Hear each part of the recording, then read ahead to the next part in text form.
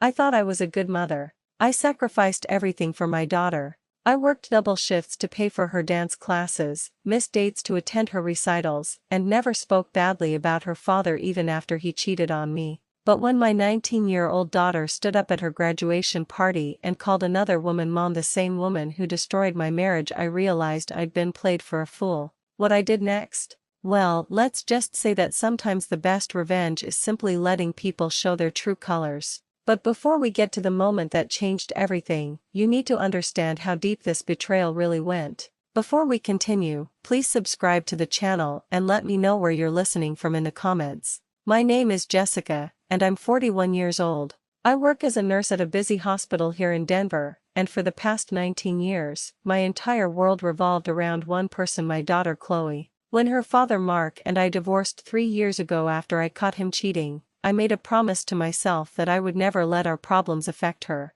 I took the high road, agreed to shared custody, and even accepted paying substantial child support despite earning less than Mark. I thought I was protecting her from the ugliness of adult relationships. 2 years ago, Mark married Amber, a 28-year-old marketing coordinator from his office. Yes, she was the other woman, but I swallowed my pride and tried to be civil for Chloe's sake. I even encouraged Chloe to give Amber a chance, telling her that having another supportive woman in her life could be a good thing. God, I was so naive. The changes started slowly about 8 months ago. At first, I barely noticed them. Chloe began canceling our weekly mother-daughter dinners, the sacred tradition we'd maintained since she was 12. I have too much homework, Mom, she'd say, or I'm just really tired from volleyball practice. I understood college is stressful, and she was in her sophomore year at Colorado State. I didn't want to be one of those clingy mothers who couldn't let go. Then our phone calls started getting shorter. What used to be hour-long conversations about everything and nothing became brief check-ins.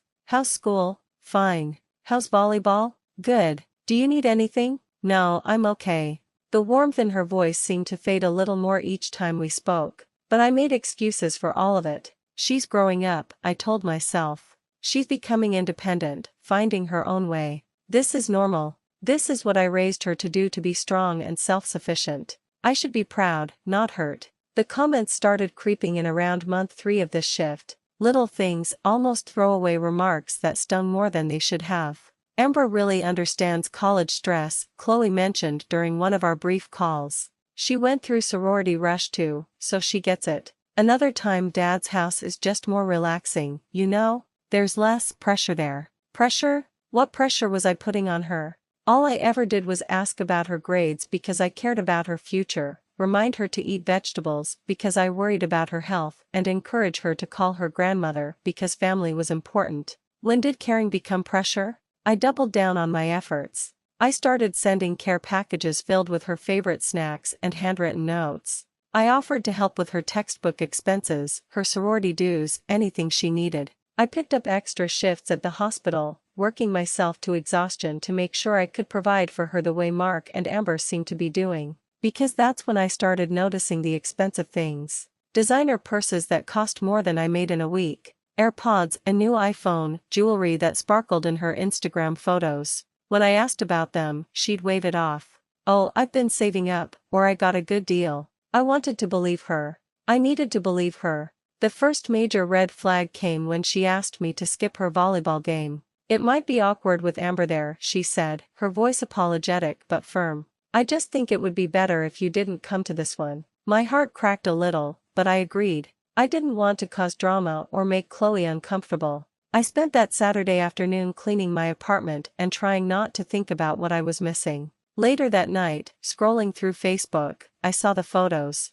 Mark, Amber, and Chloe in the stands, looking like the perfect little family. Amber's arm was around Chloe's shoulders, both of them laughing at something. Mark looked proud and content. I stared at that photo for 20 minutes, analyzing every detail. The way Chloe leaned into Amber. The matching team colors they were wearing. The easy intimacy between them. I looked like an outsider looking in on my own daughter's life. But I pushed the feelings down. I told myself I was being dramatic, jealous, petty. Maybe I should be grateful that Chloe had another supportive female figure in her life. Maybe this was actually a blessing in disguise. The manipulation became more obvious as the months went on, though I still couldn't see it clearly then. Amber started joining Chloe's FaceTime calls with me, inserting herself into our conversations with comments like, "Oh, Chloe was just telling me about that," or "We were discussing that earlier." She'd sit just close enough to be in the camera frame, smiling sweetly while gradually taking over the conversation.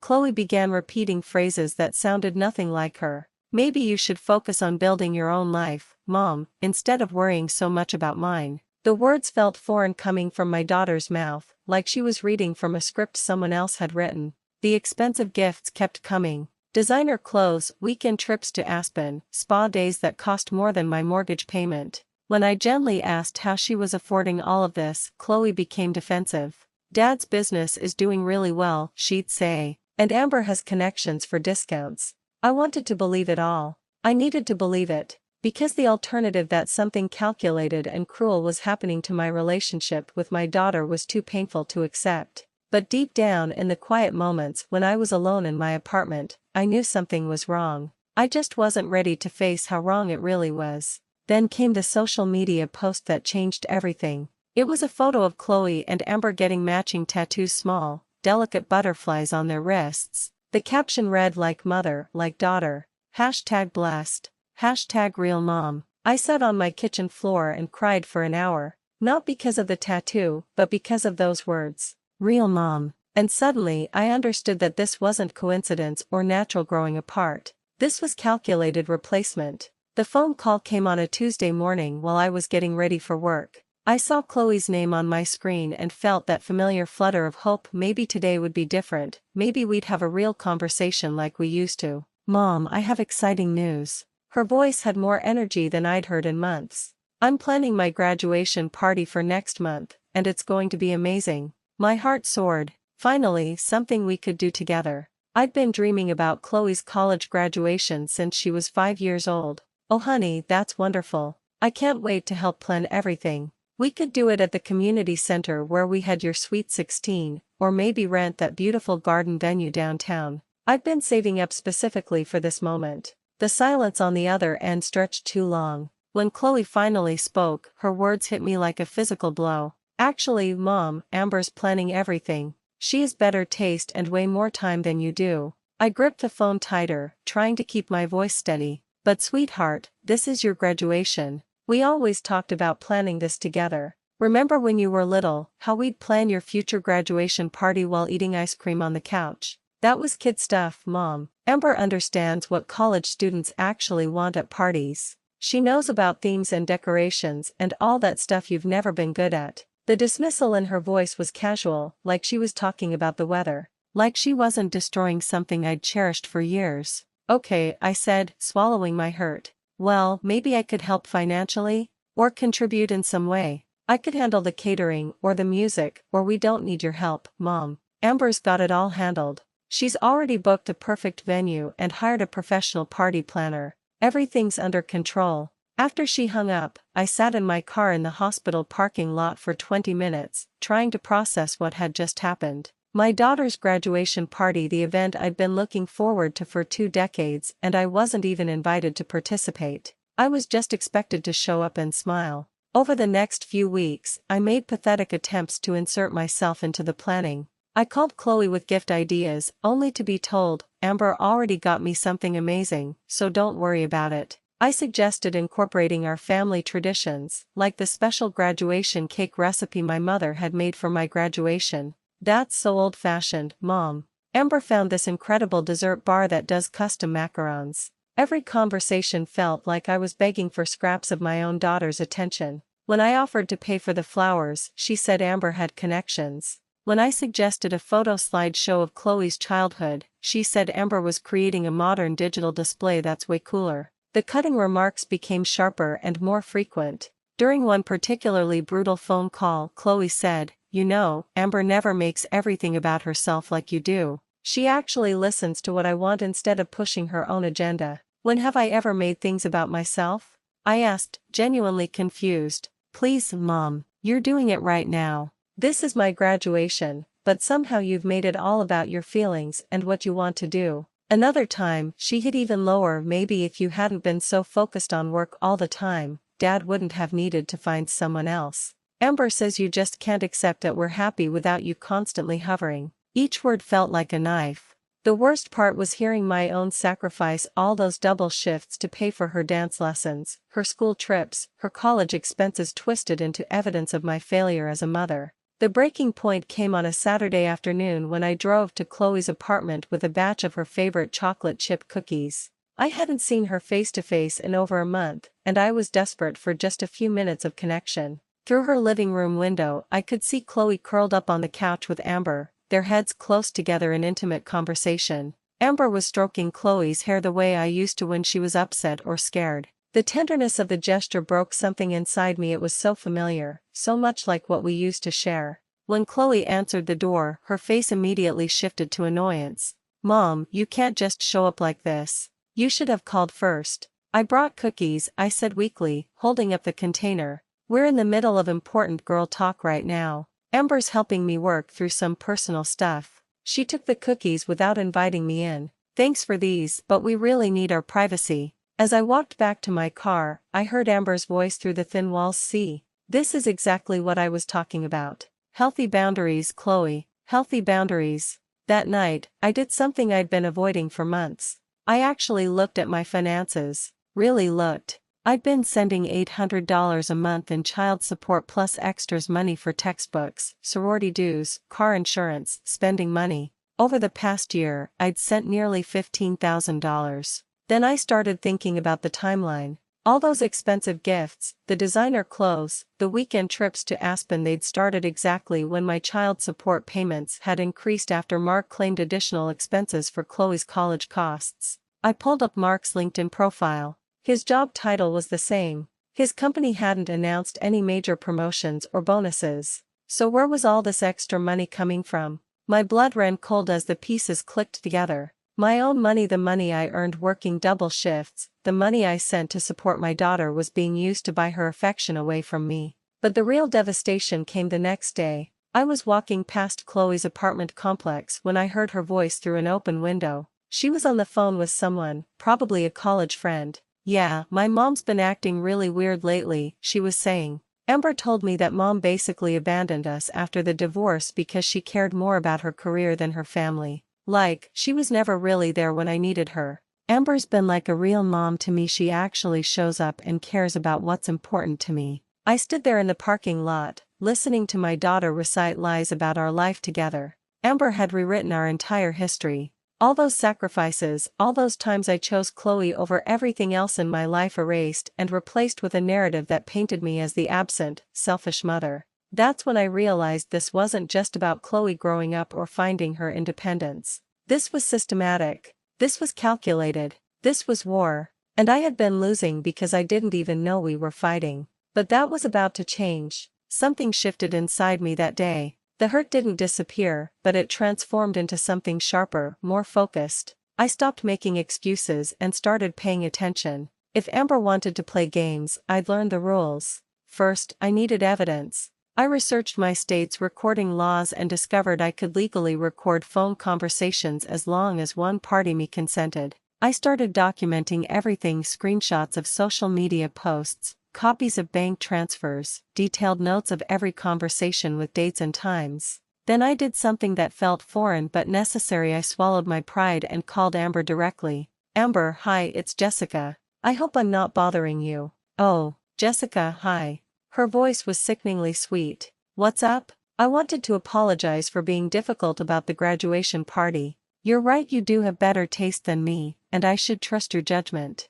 I was hoping you might have some advice on how I can be a better mother to Chloe." The pause told me everything. She was practically purring on the other end of the line. "Well, Jessica, I appreciate you calling. Honestly, I think the problem is that you've never really understood what Chloe needs. You were so focused on work and providing financially that you missed the emotional connection." My finger hovered over the record button. "Can you help me understand what I did wrong? Look, I'm just glad Chloe finally has someone who prioritizes her emotional needs." I told her the truth, that after the divorce, you basically chose your career over being present for her. "But don't worry, I've been giving her what you couldn't." The smugness in her voice was nauseating, but I kept pushing. "You've been so generous with all those gifts and trips. Mark's business must be doing incredibly well. Amber actually laughed. "Oh honey, that's not Mark's money. I've been using your child support payments for all our bonding experiences. It's actually perfect. Your money is helping me build the relationship with Chloe that you never could."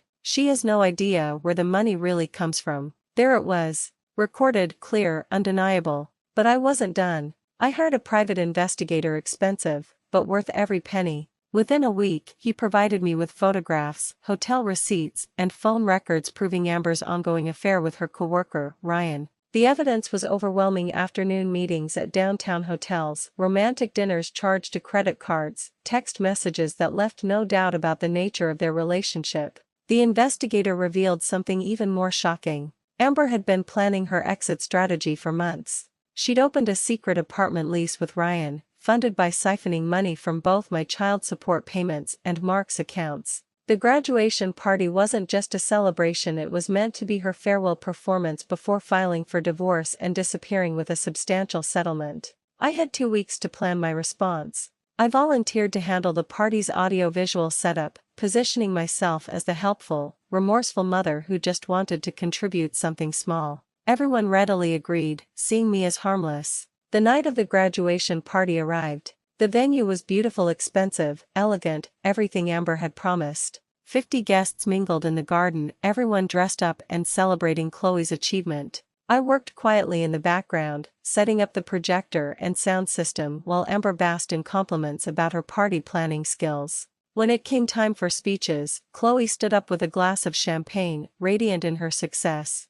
"I want to thank everyone for being here tonight. This has been an incredible journey, and I couldn't have done it without the support of my family." She paused, looking directly at Amber. "I'm especially grateful to both my moms, my birth mom Jessica, who I know loves me, and my real mom Amber, who has always been there for me when it mattered most. Amber, you've shown me what it means to have someone truly present in your life." The crowd awed and clapped. Mark beamed proudly. Amber dabbed at fake tears. That's when I quietly took control of the sound system. "That's interesting, Chloe." Amber's recorded voice suddenly filled the garden. "Because honestly, I think the problem is that Jessica never really understood what you need. She was so focused on work that she missed the emotional connection." The conversation stopped. Heads turned toward the speakers in confusion. I told Chloe the truth that after the divorce, Jessica basically chose her career over being present. "But don't worry, I've been giving her what Jessica couldn't." Chloe's face went white. Mark's smile faded into confusion.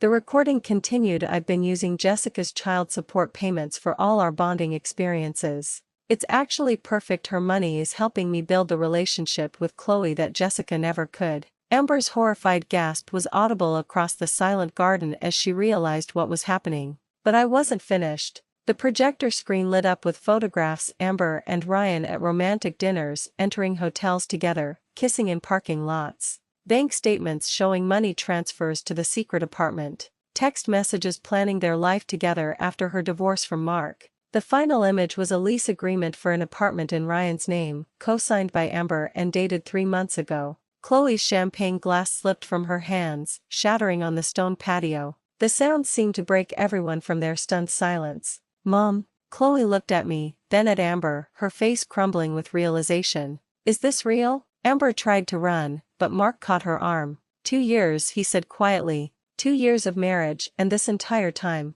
I didn't gloat. I didn't say I told you so. Instead, I walked over to my daughter and wrapped her in my arms as she broke down sobbing. "I'm so sorry, Mom. I'm so sorry." She told me, she said, "You didn't care." "I know, baby. I know. It's not your fault." The party ended quickly after that. Guests slipped away quietly, sensing the family needed privacy. Amber left with her tail between her legs, her carefully constructed facade crumbling completely. Over the following weeks, Chloe slowly began to see how thoroughly she'd been manipulated. She moved back home, and we started rebuilding our relationship stronger this time, because it was built on truth instead of lies. Mark filed for divorce within a month. The prenup protected most of his assets, and Amber got nothing beyond her personal belongings. Sometimes the best revenge isn't destroying someone, it's simply letting them destroy themselves while you document the process. If you enjoyed this story of justice served, please like this video and subscribe to our channel.